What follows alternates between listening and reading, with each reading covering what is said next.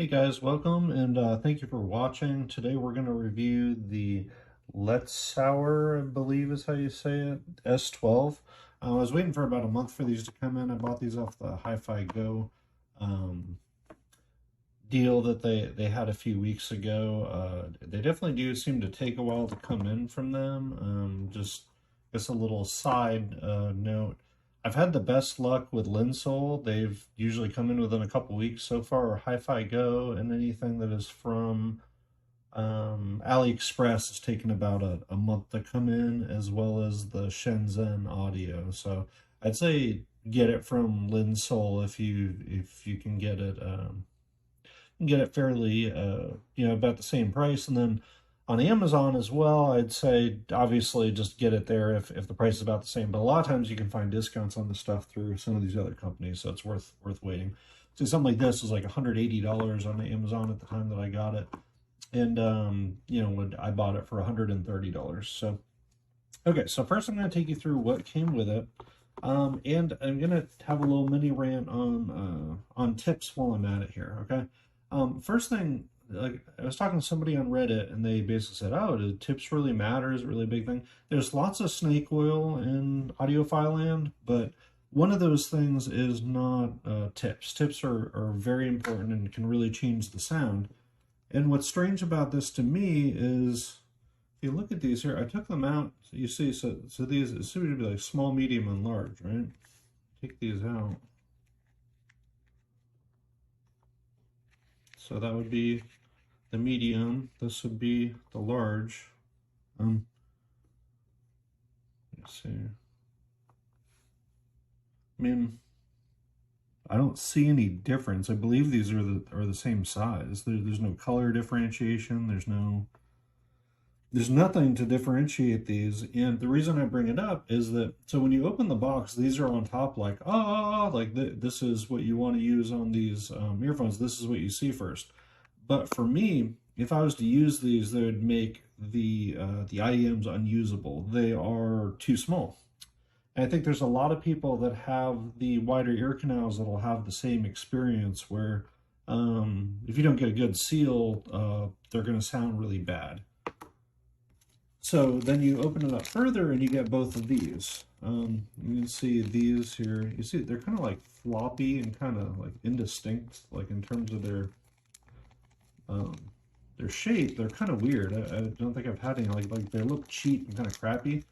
These helped me in the sense that they took care of. I was having some issues with highs while I was listening to these using these ones.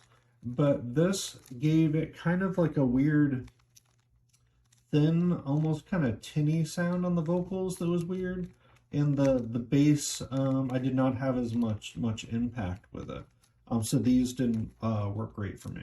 And let's have another little aside here.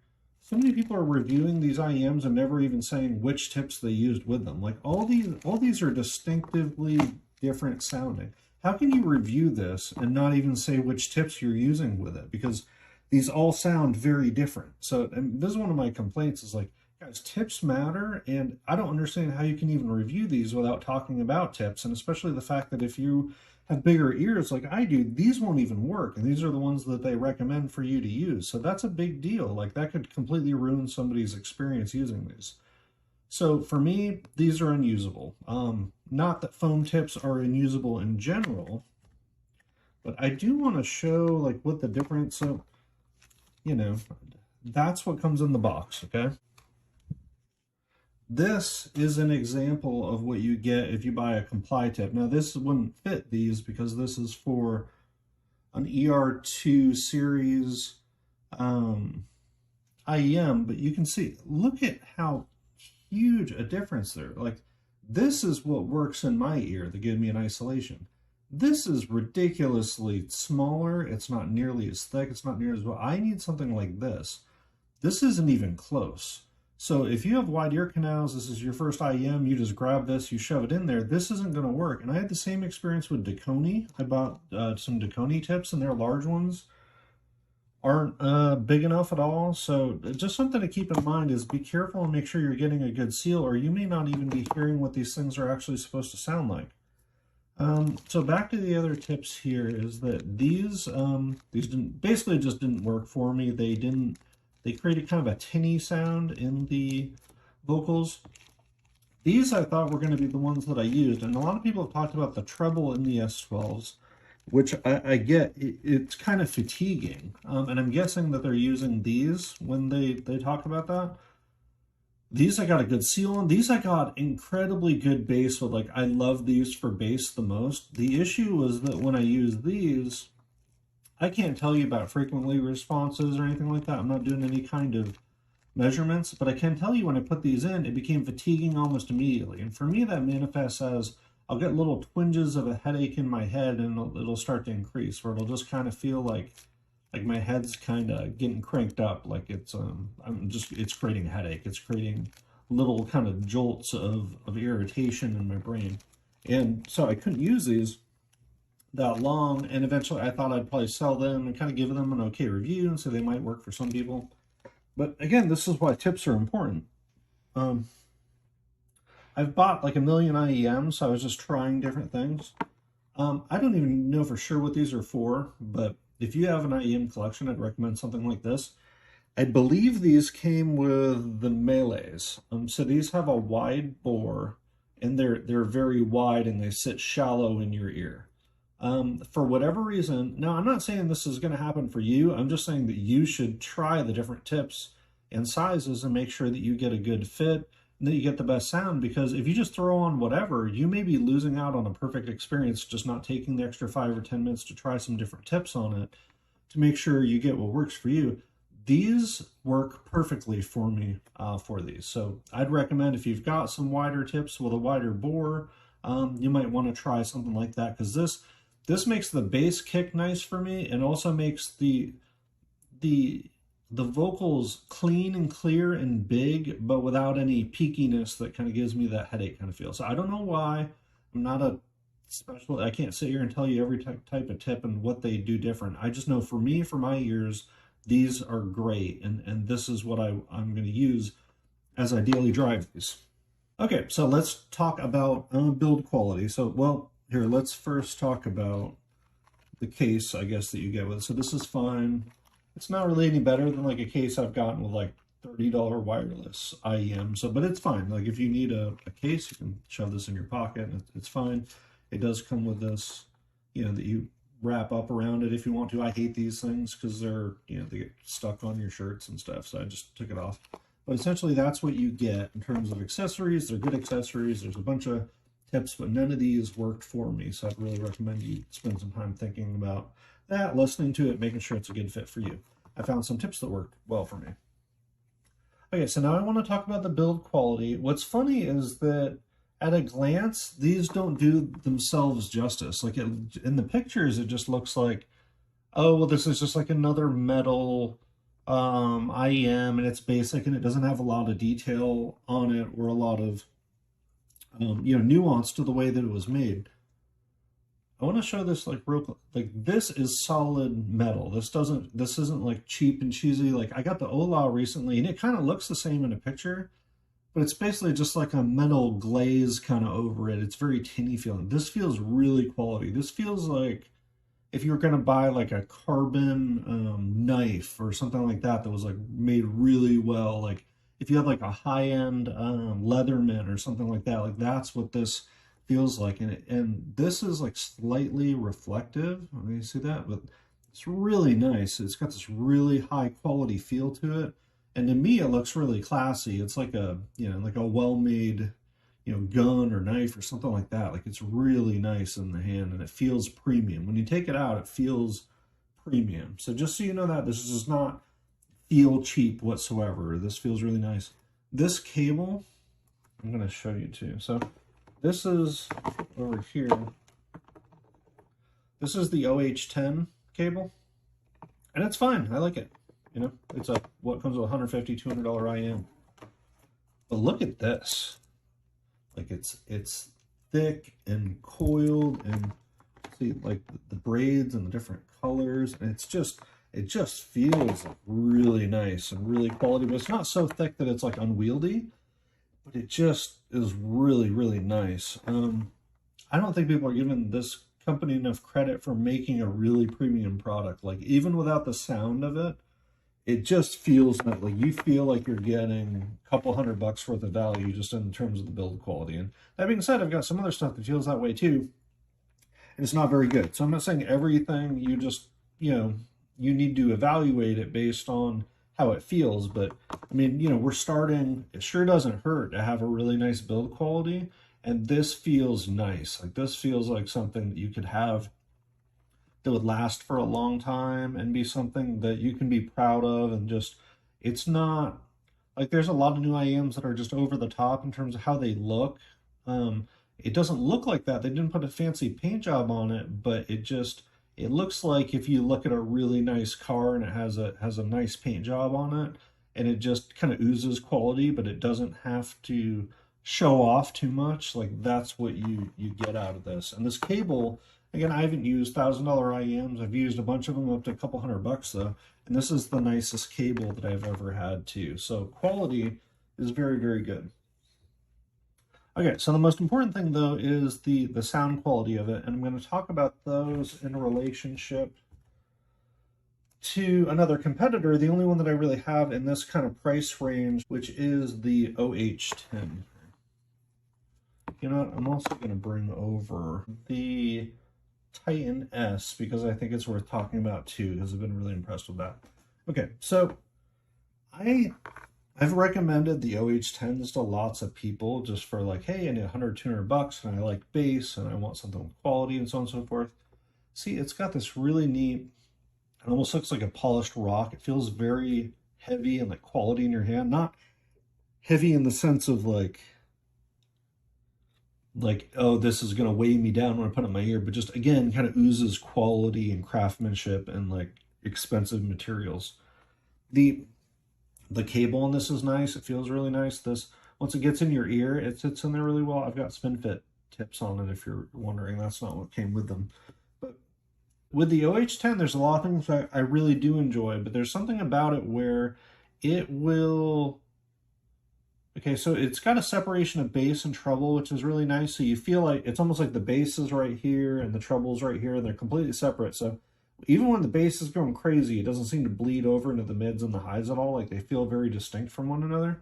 But it didn't matter what tips I put on them, they were always a little bit fatiguing to me in the highs. And I like crispy highs sometimes. That's not what I'm saying. I'm just saying for wherever the peak is on this, I could never tune it to change it in such a way where it didn't bother me. Like these would get fatiguing pretty quickly. And they did have a nice punch to them, but even the punch, the bass is very punch and gone. So it's kind of like whacking you in the head with the bass, and it's also a little bright in the treble. Now, it's cool in the sense that like you can listen to anything and get really powerful, like movie soundtracks that have a lot of bass and they've got a lot of detailed stuff going on. It'll give you all that detail. The issue is, for me, the fatigue. Like I just kind of get fatigued with these over time. They can do everything, and for some people, maybe your ears are a little bit differently than mine, you might not get that. But I've always loved these in the sense of what they're able to do, but I haven't always relished putting them on for long periods. I find I can listen to a few songs with them, and then I need to take them off. And these are like in the $150, $200 range. They're a direct competitor to what you get with the S12. Okay, so going back to the S12, I'll say, so at first, like I was talking about before, when I went through the different tips, this was a disaster. I didn't even get a seal, so I wasn't getting bass. It sounded very bad. It sounded shrill, and obviously it wasn't even working right. But just, again, something to keep in mind, whether it's for these or other IEMs. If other people tell you they're great and they sound completely like crap to you, you may just have tips that don't work for you. And it may not even be size. It might be insertion depth. It might be whatever. It's always worth trying a bunch of different tips to see which ones work for you, in my opinion. I started off with these. I thought these were going to be the ones that I wanted to work with, and I did. But as a lot of people have alluded to, the S12's like, it's got this really big, deep, warm, clear, kind of, I know it's hard to describe, but it's like if you... Okay, a lot of IEMs will give you warmth, and a lot of IEMs will give you detail. But this somehow feels slightly warm in the bass, incredibly detailed. It's able to transition really fast. If you've got a bunch of like going on, like it doesn't take a long time for that to fade away. It's just it's in and out, it's in and out. So you get the sense of speed, but also warmth in the bass. The sub bass is just awesome with it. Like it just sounds so good. You can get anything, any kind of rumble, anything that you need. It's all there at your fingertips, and it just feels like it's very powerful. Like it just has the ability to do everything. And even though it's clear, again, like once I put these tips on, it became not fatiguing. And now it's not the clearest or crispiest that I've ever heard, but it is clear, and it is, you don't get the sense of veil over the vocals, so that was working well. But at the same time, you've got the smooth sense of powerful warmth going through all of the music. And I just found, I mean, I gotta be honest, this is the first time I had a pair of IEMs in my ear once I got this all figured out, where I just listened for half an hour. I didn't feel any need to take them out. I didn't have any complaints about them. I didn't, you know, part of why I bought all this stuff and I started this review channel was that I've always loved music, and I've always loved the idea of, you know, whether it was CDs or putting a system in a car, whatever it was, but getting the best sound quality.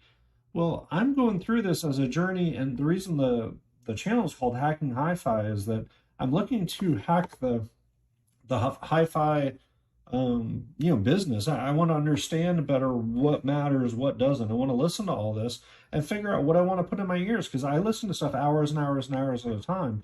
And I want to solve, or at least understand to the best of my ability, what matters, what doesn't, and give myself the best experience so that I'm listening.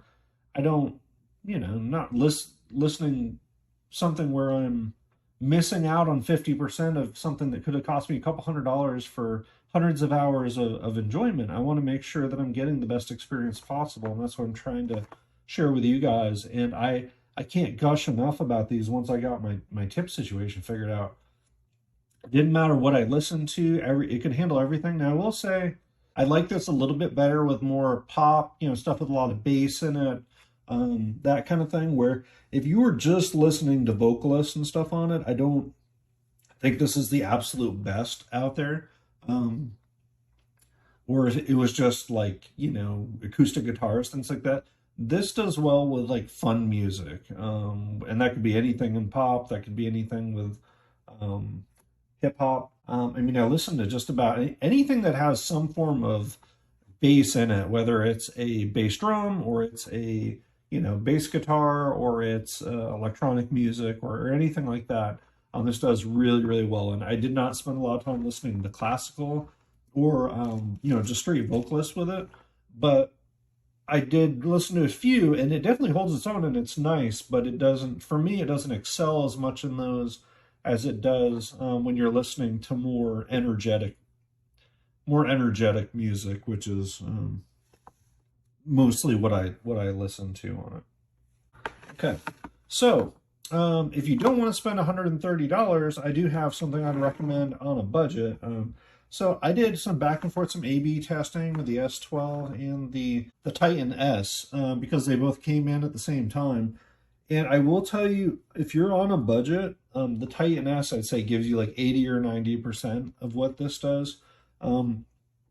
It feels a little brighter in the vocal range. It's a little more clear with a little bit less meat, I'd say. Like on the vocals, it feels a little bit more clear, but a little bit less weighty.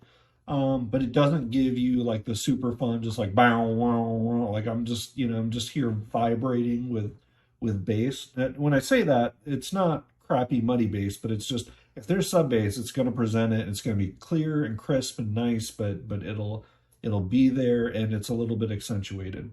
The Titan S has got a very similar sound signature to me. If you're not a super duper bass head, and that's not as important to you, and you can spend 70 or 80 bucks on an IEM, but you don't want to spend 130 or whatever these are going for now, I'd say this isn't like an excellent set. Like I put this up against, I started listening, I still had my T3s here, the T3 Plus that I was recommending in another video. And I don't even understand how people can still be recommending the Aria or the T3 Plus. Like, this is a way better IEM. It doesn't give you quite as much bass and quantity, but it is clear. Like if you talk about neutral, neutral in the sense of like doing what it's supposed to do, neutral in the sense of if there's bass, I'm going to give it to you. If there's, I mean, it gives you everything. So like I listen to like some like with the Weekend or Daft Punk, things like that have a strong sub bass rumble. Absolutely will give it to you, and it's clear and it's very pleasurable, and it gives you a clean kind of colorful, like it feels neutral, but it also feels very detailed and fun to listen to somehow at the same time. And this one is extremely non-fatiguing. Like I started listening to this, and like I could listen to it for like an hour or two at a time without taking anything out. Like this is really nice for its price point. And I'd say if you only got 70 or 80 bucks, you can do something like that. And I haven't used all of the different planars yet. I mean, hopefully eventually I'll get to a point where I can review more units and see more of them, but I can only review what I have here. I'll tell you, compared to the Titan S, it's like this gives you everything that's good about the Titan S, but then just more. It gives you more bass, more warmth, more sense of kind of spaciousness in the. It doesn't give you like a super wide soundstage. It just gives you a feeling of like there's width between the things, that there's kind of, that your music is kind of doing this around you, that it's it's not in a very narrow field, but it's not in a very wide field, if that makes any sense. So I definitely did really enjoy the Titan S as well. The last thing I'm going to talk about, and I want to start trying to remember to do this in the videos, is that I also used the S12 for some gaming. I used it on Halo Infinite, just so I could run around and kind of hear gunshots around me and hear people moving and stuff like that. So I won't say that these are the best that I've ever used for gaming. I still think headphones are slightly better than IEMs because they give you spaciousness, which is important to kind of understanding the depth of field for where something's coming from. These will give you a sense of like, okay, it's close, it's not as close, it's moving away, this is, like it kind of, or it's moving away, that kind of thing. But it doesn't give you this feel of like, oh, the world is out here, and then you're here, and then something way far away is happening. But the close thing, like some headphones, like the 560S, can give you that feeling of almost like layers. Like there's layers of the sound in different areas that they come from. This doesn't do that, but it does give you really good precision. It gives you, it doesn't, like some of the IEMs that are detailed that I've listened to, they will be like, you hear something kind of close to you and it's like super detailed and super close and super clear, but like that thing could be 20 feet away and it feels like he's like in your ear. That's not what you want. And this doesn't do that. This does give you a sense of depth and separation from where you're from, in the sense of how far it is away. It's very clear, it's very clean, very usable for gaming. But I will say it's not, if you're looking for the absolute best gaming experience, I'd say it's more of like 8 out of 10 compared to like, say like the 560S headphone that I've used is a 10 out of 10. But you could absolutely use this for music, in movies, and gaming, and be very happy with it.